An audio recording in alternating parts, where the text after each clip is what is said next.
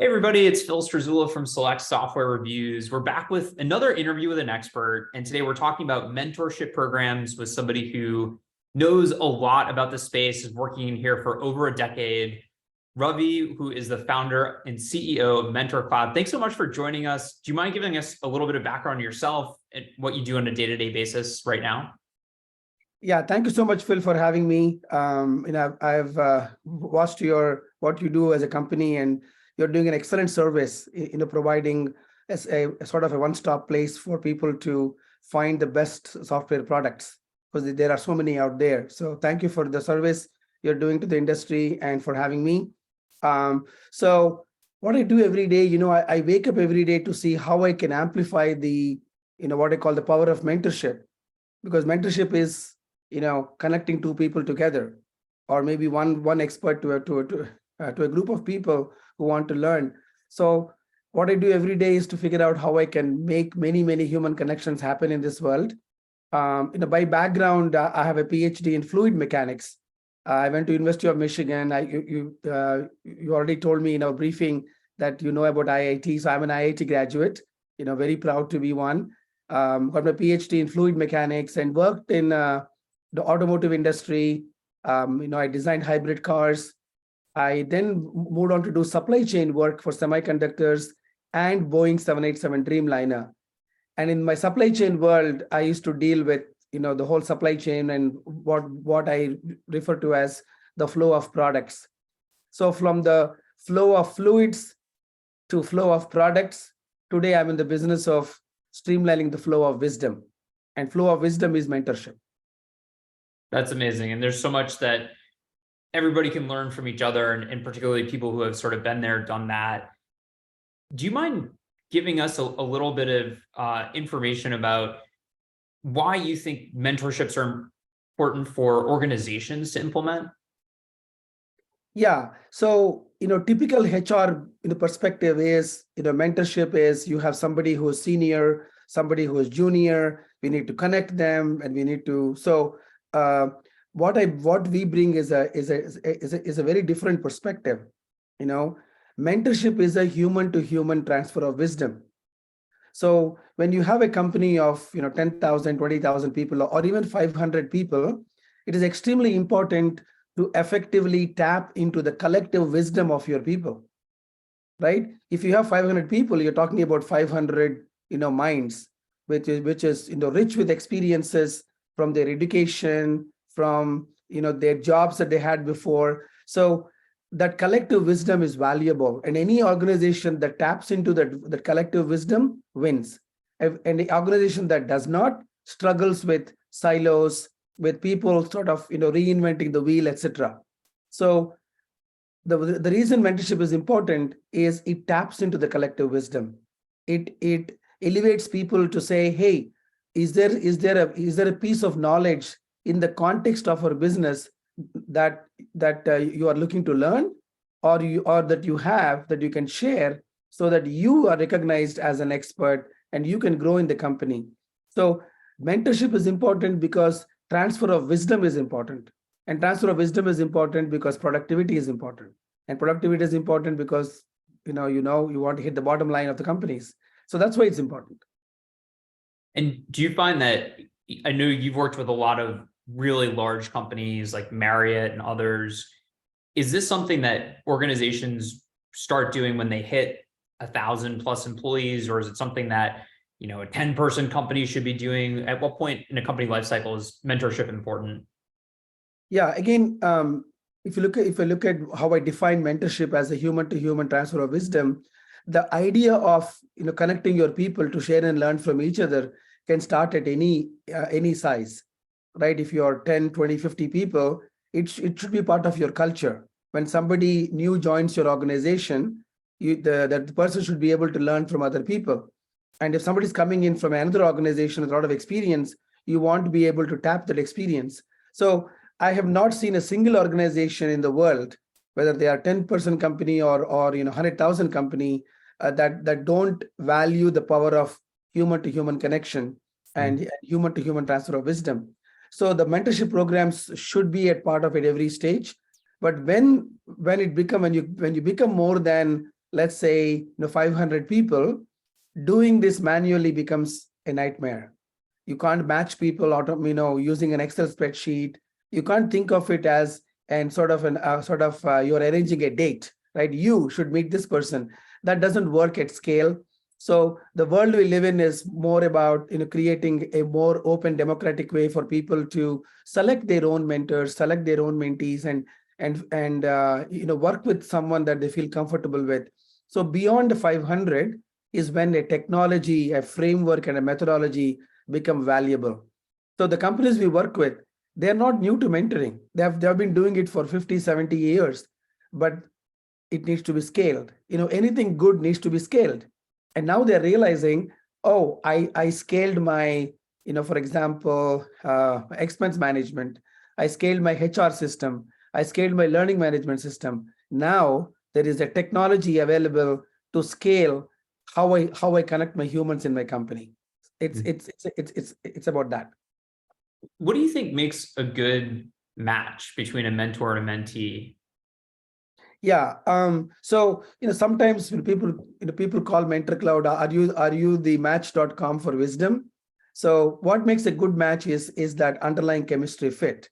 Do you have the same set of values? Do you value family, integrity, punctuality, truthfulness, honesty, all of that? Second is, do both of them have an appreciation as to why they are there?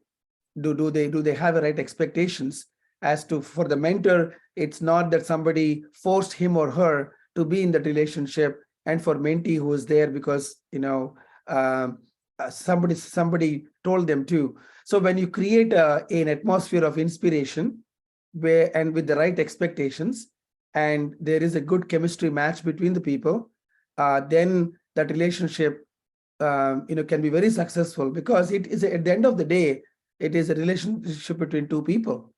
So you cannot just focus on he's a head of marketing and there's a new marketing intern, let's connect them.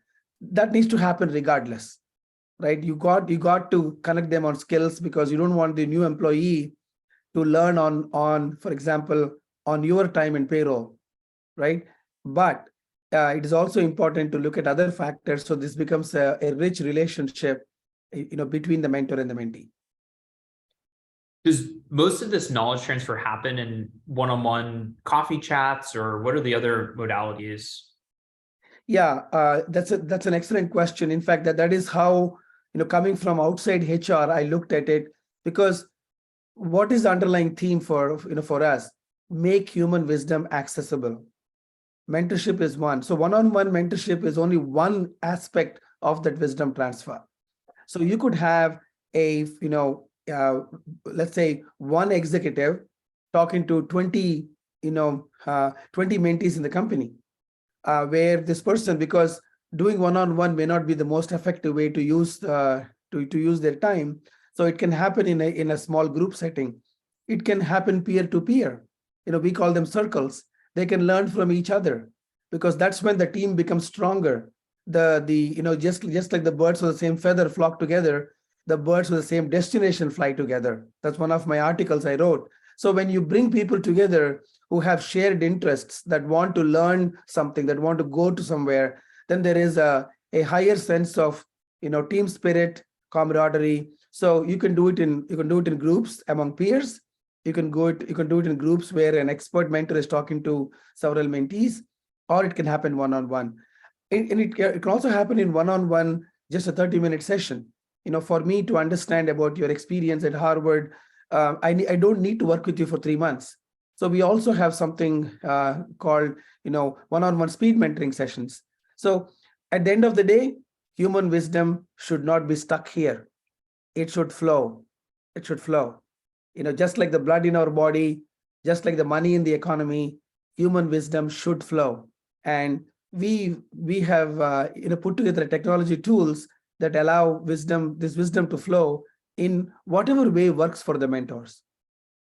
That's wonderful. And you said that whatever way works for the mentors, I guess getting them to share their wisdom, it sounds like is probably one of the hardest aspects of this. How do you go about evangelizing that they should be doing this? Is there any sort of incentive system? Yeah. In fact, this is actually one of the myths, right? That is, traditional thinking says, oh, I have to arm twist my executives to be mentors. I believe in inspiring them. In all our customers, there is a long waiting list of people wanting to be mentors. If you do this well, now what happens to the mentor when you share? You're recognized as the expert. You're recognized in the company as someone who gives. You are the shining star, right? Do you like the sun or do you like the black hole? Right? The sun is visible, the black hole is not even visible, right? So if you make it the most human thing you can do, the most intelligent or smartest way you can do to be recognized, to grow you in your own career, then I haven't seen a single human say, I don't want to grow in my career. I want to go underground with all the wisdom in my head. Nobody does that. It's about the ask you make. The ask has to be much more humanistic, much more inspiring. So if you use the right way to communicate, and this is one reason why many mentor programs fail, because mentors are arm twisted. Somebody said, hey, can you please? No, you don't have to plead anyone. This is the most human thing you can do, because you are here today because somebody did that to you. So reminding them that other people have lent their hand and shared their wisdom with you to be who you are today. This is how the society, a company, and a whole nation thrives, by people paying it forward. So the language you use, the way you ask it is really where the magic is. What are some of the other ways that these programs fail? Yeah, excellent question. Not having an executive sponsor. When we work with customers, it is some HR person, it is their annual objective to launch a program, and we don't launch it if there is no executive sponsor. Because if your CEO or a CXO is not a mentor himself or herself, then why would anybody in the company believe in this? It's almost like me telling people, hey, you all have to exercise and eat healthily, but I'm eating all junk food and not exercising, right? So executive sponsor is key. And second is, having a clear objective. Don't do this for the sake of mentoring. I'm exercising, I enjoy walking and exercising, but I have an objective. I want to lose weight, I want to get strength, I want to lower my blood pressure, whatever those objectives are for us. So, clearly defining business objectives and tying the objectives to the mentoring workflow. Don't make it two different things. Oh, this is voluntary. You can do whatever you want. Oh, by the way, you still have work to do. No, you need to integrate it. Integrate the mentoring program into the person's workflow and the work. So there are very clear incentives. Hey, all you 500 people who we just hired, here is an opportunity for you to meet with executives. And then, those of you who are reaching out to VP of sales and VP of marketing and VP of design, obviously you're showing your eagerness to learn and grow. And those that don't do it, don't come to us asking for a raise or a promotion, because I gave you a gym, you never exercised. So I'm not going to pay your health bill, right? So having the right expectations, right integration into the work, and also picking the right topics, right? So once you know the objectives, and then once you let people to understand what is it that they want to celebrate in December, right? I always do some sort of a time travel, and then say, okay, to get there, do you have all the resources you need, all the skills you need? If you don't, why don't you rate? Okay, in project management, maybe I'm a 3 out of 5. In, for example, Python, I'm a 1. Okay, if you want to be a CTO, you have to move your Python from 1 to 4. All right, pick that topic, find a mentor for that topic. So now you are actively working on those areas that will prepare you. So when you go to your boss asking for a raise, you can actually demonstrate that you worked on those areas that you found as weak. And more importantly, you have testimonials from your mentor saying, Ravi is amazing, Phil is amazing. Then your boss has no excuse not to give you a raise or a promotion.